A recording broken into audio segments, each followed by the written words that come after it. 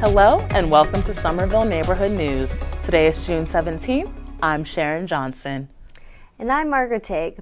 Somerville Neighborhood News is a community service production of SCATV, put together by staff, interns, and your neighbors. We bring you the news every 2 weeks on Channel 3 and on our website, scatvsomerville.org/SNN, where you can read and watch the news. Now we post the videos of the top stories, and we also have them written out. We hope you will share our stories with others, whether sending a link or posting to Facebook. Or just go next door and tell your neighbor. Tonight, our reporters bring you the results of an undercover investigation on these things. Styrofoam takeout containers. They've been banned since May 23rd, but the law is being largely ignored. We also have a report from the Democratic State Convention, from Carnival, from the War on Rats, and from a rally in downtown Boston. But first, let's take a look at some of the news and events around town. June 28th is the first of 3 community water chestnut cleanup sessions. Last summer, people pulled out over 3,500 baskets. Want to be part of this year's effort? Get more information and register on the Mystic River Watershed Association website, mysticriver.org/water chestnut removal project. On June 12th, a Middlesex Superior Court judge sentenced a 33-year-old Somerville resident to life in prison for the first-degree murder of a Somerville man, Christopher Souza. That's right. The ruling says Michael Barnett strangled the 24-year-old to death on November 22, 2009, with a cord from Souza's PlayStation, and then sold the game system the next day to get money for drugs. If you want to learn about the new proposed zoning ordinance for the city, and if you want to play a part in shaping it, head over to Assembly Square on Thursday afternoon. Which Thursday would that be, Margaret? Well, pretty much all of them. Each Thursday workshop tackles a different aspect of the law. They are being held from 4 to 7:30 p.m. at the Community Meeting Room at 50 Middlesex Avenue. To learn more, check out somervillebydesign.com. Thanks. Well, the Board of Aldermen have started to examine the city budget for fiscal year 2015. Last week, they were asking city officials some tough questions about the proposed budget, which currently tops $200 million. That's right. We can't be at every meeting, but luckily our colleagues from City Cable are live broadcasting many of them. On Channel 13 if you have RCN, and Channel 22 if you have Comcast. If you don't have cable, go to their page on the City of Somerville website. You'll find the schedule and many videos as well. Our colleagues at the newspapers are also busy. Check out the Somerville Journal June 12th issue to see why aldermen are worried about the communications budget, or read a letter from Alderman Bill White in the Somerville Times. The News Weekly also has some articles. Now let's go to the news. First up, here's an investigation I helped Justin Page do on these styrofoam takeout containers and cups. What's the problem, Sharon? Well, starting on May 23rd, they became illegal in Somerville. Justin and I wanted to find out more, so we started by visiting Vital Deshpande from the city's Office of Sustainability and the Environment. So although it looks like a nice clean box, it has a lot of chemicals involved in the manufacturing process. The reason is that it contains certain chemicals from crude oil. And when they go to landfill, when we dispose them, basically it generates a lot of leaching effect of different chemicals that pollutes the land as well as the groundwater. We at Somerville Neighborhood News wanted to see if restaurants in the area were obeying the ordinance. Here is the chicken finger dinner from Mama Gina's here in Union Square. The food does look delicious, but as you can see, the restaurant is not in compliance with the city's styrofoam ban. Christo's Pizzeria in Davis Square is another restaurant not obeying the styrofoam ban.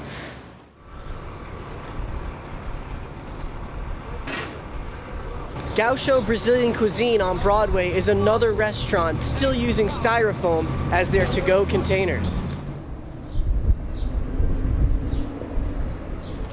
Red Bones in Davis Square is one of the few restaurants we found that's actually using cardboard and not styrofoam for their to-go boxes. Red Bones isn't the only place following the new law. The Somerville Public School System and Dunkin' Donuts are also in compliance. Vital Deshpande admits the city is behind on its education and enforcement of the styrofoam ban. I understand that there are certain delays. We are a department of 2 people, and for last few months, several months rather, we were focused on successfully completing one of the major project for the city, and that is about rolling out the trash carts, uniform trash carts for 27,000 residents. President of the Board of Aldermen, Bill White, was surprised to learn the ban is being ignored. The person who we had anticipated working to do the transitioning didn't do that, so maybe the view of the administration is they don't want to enforce it until there's a new person who's brought in and can then do the outreach. I think what happened was the key person, left that position, and there was really no maybe follow through as far as what should be done with the enforcement of the education of that ban when the person who was going to do it left. So now I think, the constituents, the Board of Aldermen has brought it forward, and, we'll be following through with the administration on that. 6 out of the 10 businesses we visited were still using styrofoam like this. And although many owners were not willing to speak with us, it was clear that no education, inspection, or enforcement had yet taken place despite the ban going into effect nearly 3 weeks ago. Reporting for Somerville Neighborhood News, I'm Justin Page. So you uncovered a problem, didn't you? It doesn't seem right for the city to have a law, but then not to follow it. The ordinance specifically says the city was supposed to be in touch with businesses, educate them, and help them find alternatives. Yes, we were surprised. We'll let viewers know how this unfolds. In the meantime, if you go to a takeout place and it's still using one of these, I guess you could do a little educating yourself. Thanks. Now, we head out to Worcester to the 2014 State Democratic Convention with Greater Somerville's co-host Joe Lynch. He spoke with some of our city's delegates, elected officials, and candidates for the fall election. Hello and welcome to SCATV, Somerville Neighborhood News, and Greater Somerville's continuing coverage of the mass election 2014. I'm Joe Lynch of Greater Somerville with Jane Regan of SNN, and we're here at the DCU Center in Worcester, site of the 2014 Massachusetts Democratic Party Convention. Candidates and delegates are gathered inside to select which candidates will move ahead to the September primaries. Nominees for the United States Senate and U.S. Congress from Massachusetts, and the 5 Massachusetts constitutional offices, including governor and lieutenant governor, are about to be selected. Let's go inside and see what they're up to. And we're here in the middle of the speeches with City of Somerville Chair of the Democratic Committee, Carrie Lorenzo. Carrie, tell me about the turnout from Somerville. Somerville had an excellent turnout. We've had all the constitutional officers come by, everybody who's running, because they know they've got to get Somerville if they want to win. So it's been a very hotly contested race, but we've got a lot of folks very excited here. We're here in the convention hall with 2 delegates from Somerville, Alderman Jack Conley and Suzanne Bremer. Guys, tell us what it's been like so far on Saturday. I've seen all kinds of rock stars here today. Martha Coakley, Don Berwick. I mean, everybody's here today. It's really an exciting place to be. Jack, tell us your role as a delegate here at the convention. Well, Joe, the most important thing for a delegate is to be here in order to support their candidate, no matter whether it's a governor, lieutenant governor, treasurer. You've got to be here in order to get the support necessary. Remember, Joe, all the candidates have to get at least 15% of the ballot today in order to be on the Democratic preliminary ballot in September. It's vital. How are you? Mo, hello, Somerville. Do you miss it at all? Well, you come to an event like this and you do miss the power of the people. This is a great reminder that ours is a government for the people, by the people, and I do miss it. Don, you just came off the podium. How you feeling? Just great. The momentum we've had is for a couple of months now has been spectacular, and it reached a kind of pinnacle in this afternoon. The response out there to the bold, progressive message, it's real, and it's growing, and we can feel it. Fellow Democrats, I'm Steve Kerrigan, and I'm running for Lieutenant Governor. I'm Joe Lynch here in the convention hall with State Senator Pat Jalen. Pat, tell us about the upcoming issue in the state election. Well, I'm an education voter. My goal is to make sure that the people that are running really pay attention to what's happening in the grassroots and the concern that people have about the top-down management from Washington and Malden, and that local control has really been eroded and people feel they have no voice.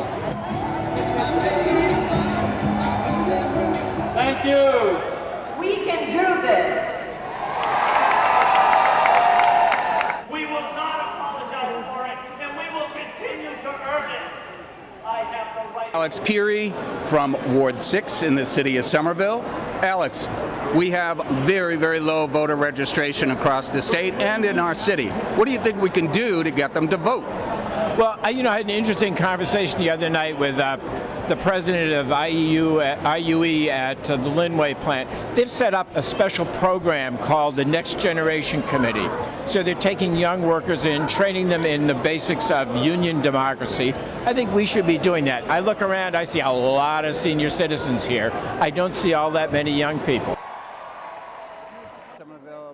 We're here with Fergal O'Toole, one of the delegates from the city of Somerville. Fergal, tell us what's going on right now. Well, they're voting for their candidates for the 4 offices who'll be the 15%. So they're calling them out one by one and tallying the votes up. And this is all done by district, so we have a mix Senate of Somerville district. and Cambridge and Medford. It's Cambridge, Medford, and Somerville, yeah, okay. in this district. Great job. Stephen Grossman. Steve Grossman.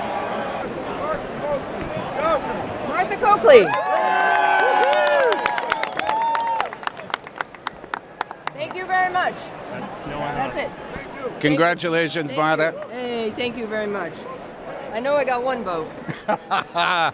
And that's it from the DCU Center here in Worcester at the 2014 Massachusetts Democratic State Convention.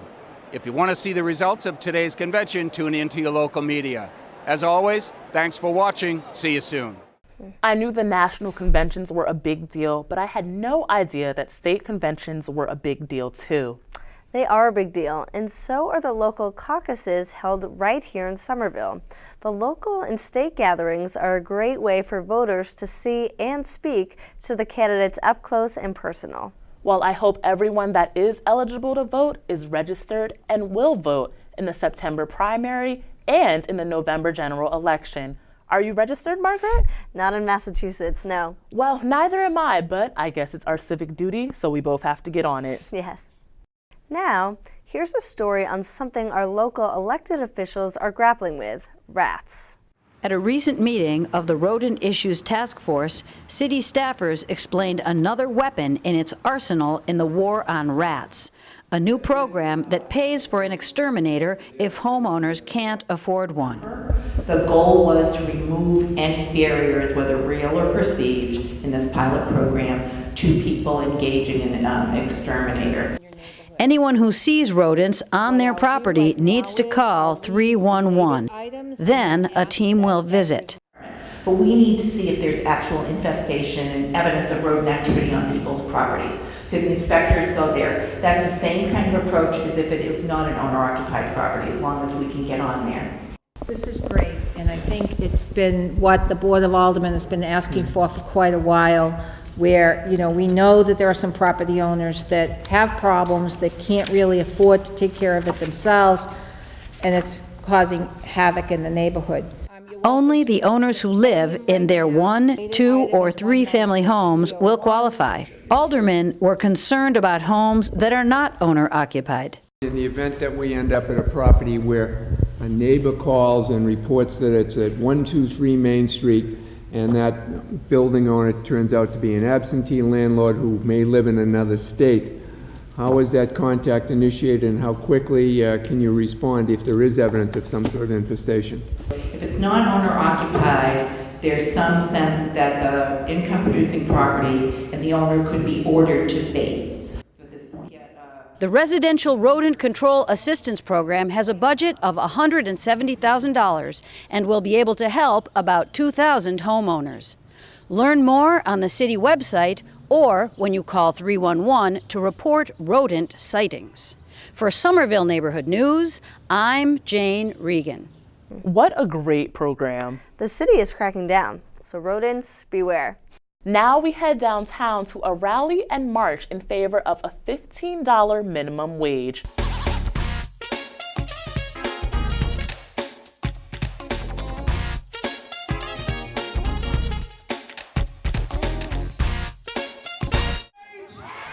On June 12th, hundreds of people gathered at Copley Square in Boston to rally for a higher minimum wage. So I'm here today because low pay is not okay. You know, anybody making less than $15 an hour on the job, that's a crime. You know, nobody should be paid wages that, you can't live on. And I'm proud to be here with other people from Somerville and with my union to demand a raise for all workers. Even though the minimum wage has gone up over the years, in real dollars, the minimum wage is lower than it was 4 decades ago. And let everybody in this town know that we're here and we're fighting for 15. Every day we fight for 15. You gotta let them know from now and day on. Otherwise, they're just gonna keep making a profit. In cities like Somerville, wage inequality is a growing problem. Somerville is a city of immigrant workers, still immigrant workers. And it's the workers at the lower end who are just coming into our society, are struggling, dealing with rotten employers often, making minimum wage or being cheated of their wages. Those are workers who really do need our support. We need to demonstrate our support for them in particular. I think Somerville is like a microcosm of our whole country and what's been happening across the country with the increasing gap between the rich and the poor. And I think it's really important that we close that gap and that will make a better quality of life for everyone. Low-wage workers here hope that officials will follow in the footsteps of cities like Seattle by raising the minimum wage to $15 an hour. Fight for 15 and fight for 15 up there. I think we're spreading the word to workers everywhere. Somerville was well represented at the Low Wage Day of Action rally here at Copley Square in Boston. The fight for the minimum wage raise continues. Our reporters will keep on this story. For Somerville Neighborhood News, I'm Justin Page. Didn't the state legislature just vote for a raise in the minimum wage here? No, but they got a step closer last week.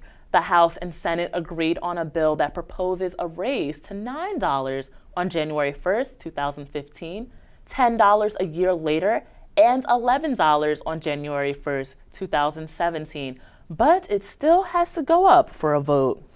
Next, we hear how the Somerville High School spring teams finished their seasons. Welcome to the Somerville High School Sports Roundup Spring Edition. My name is Marcelo Brosiner. And I'm Catherine Nakata. The boys' baseball team had a tough season, finishing with a record of 4-15. But they've got something to be proud of. They won their first Greater Boston League game in 5 years in dramatic fashion, beating Everett on a walk-off hit by a score of 3-2. Senior Jonathan Santana Arias was named a GBL All-Star for the 2014 season. It was rough for girls' softball team also. They ended with a record of 1-19. On the bright side, they're a young team with a lot of potential. Brianna Del Sola was named the GBL All-Star for the 2014 season. The girls' tennis team finished the season with a 5-7 record.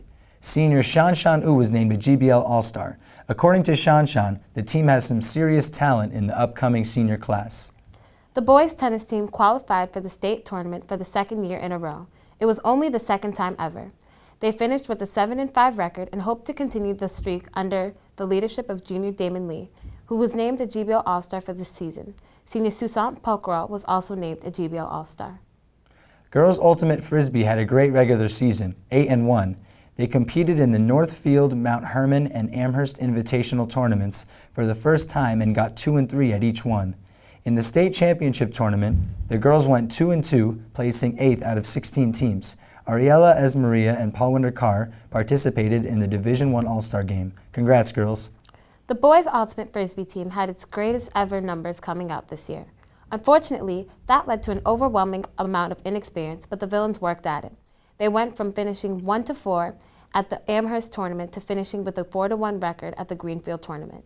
They came tied for 15th in the state tournament. Senior Anthony Screamer was named a Division I All-Star. The boys' volleyball team had some disappointments. They finished with only 1 win and 16 losses. This year was a major rebuilding year after losing many key players to graduation last spring. Roughly half of this year's roster were first-timers in the sport, so there is only room for improvement. Good luck, boys. The girls' track team had another successful season despite finishing with a record of 2 and 3. They repeated their success of the indoor season by winning the GBL Invitational Championship.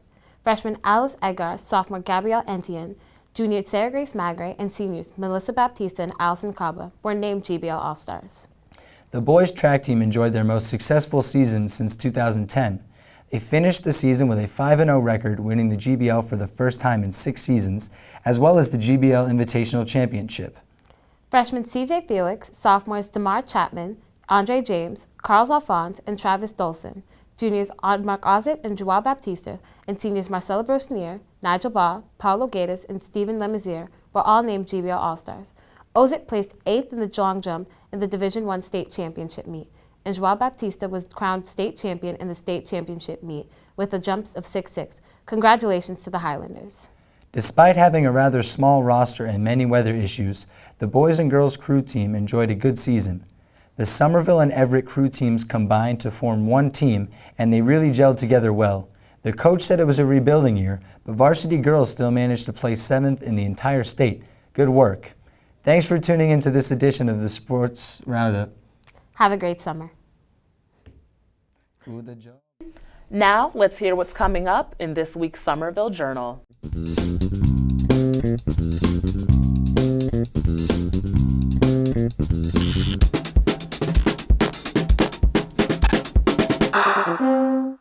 Hello, this week in the Somerville Journal, we'll be taking a look at street safety in Davis Square after a fatal accident. We'll be following the ongoing budget process, and we'll take a look at a new play place opening up for children in Somerville. You can always follow us at wickedlocal.com/Somerville online and on Twitter @VilleJournal. And you can get in touch with me at 617-629-3385 or datkinson@wickedlocal.com. This last story is from you, right, Sharon? That's right. On June 1st, East Somerville hosted its 5th annual carnival. So you must have seen some great bands and dancing too, right? I sure did, and that was great, but I also wanted to go because I had heard a lot about the diverse community there.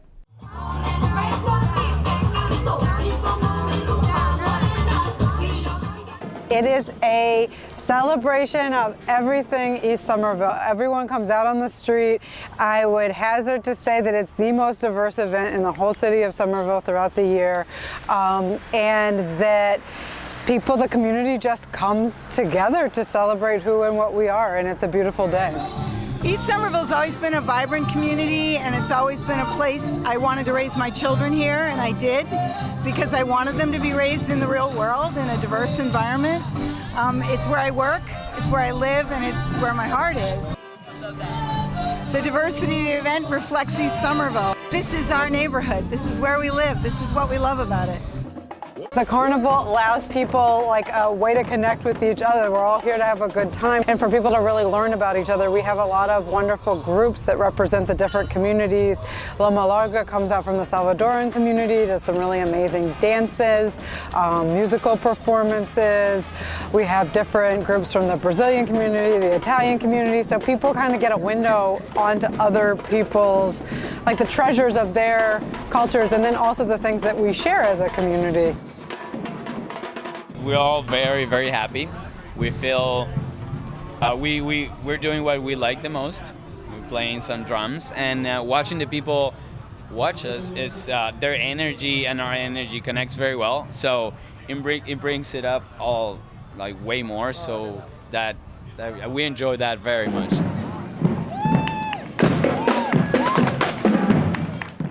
Oh, we love being here. This is our 3rd year. I wouldn't rather be anywhere else.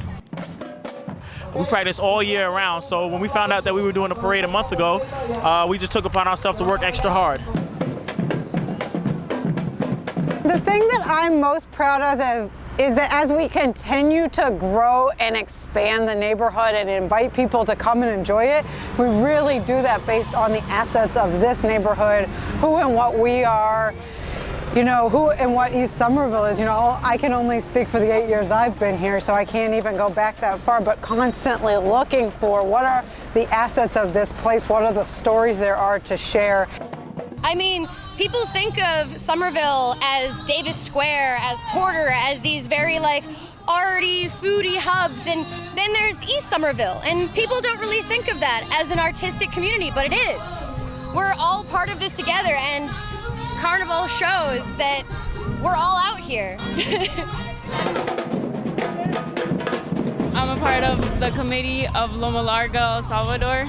We fund for a community in El Salvador called Loma Larga, and we're here invited today in the Somerville Parade. I'm the queen, I'm the beauty queen. I got that title by competing in a pageant for the committee, and their pageant helps fundraise money for that community in El Salvador. 11 years ago when I come to this neighborhood, it doesn't look like this. We have all kind of different culture, ethnic restaurants around here. We have, if we go, all the streets are improved, the neighborhood is changed, and we don't see a lot of foot traffic right now. Before, we don't see that kind of traffic, you know. Now we just, I think hopefully it's going to be much more exciting and much more better.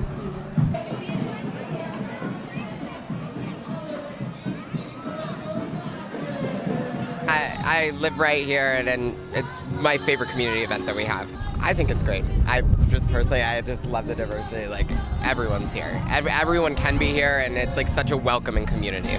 I just like the way that everyone sort of comes out and is like here, and like you get to see everyone. I think that East Somerville gets like a bad sort of dangerous rep, and I think that this is a great sort of event to show like how like fun and like nice people are, and I think that's really cool. Well, that wraps up this newscast. Thanks for joining us. We'll be back on July 1st. But don't just tune in once every 2 weeks. Check us out on Facebook and share your favorite segment, or send a tweet at SCATV SNN. We welcome you to get involved with Somerville Neighborhood News. What's happening on your block? Who's your neighborhood hero? What issues aren't being covered? Become a reporter, or just send in your ideas. Call us at 617-628-8826 or write to news@scatvsomerville.org. I'm Margaret Tague. And I'm Sharon Johnson. See you around the neighborhood. What did you think?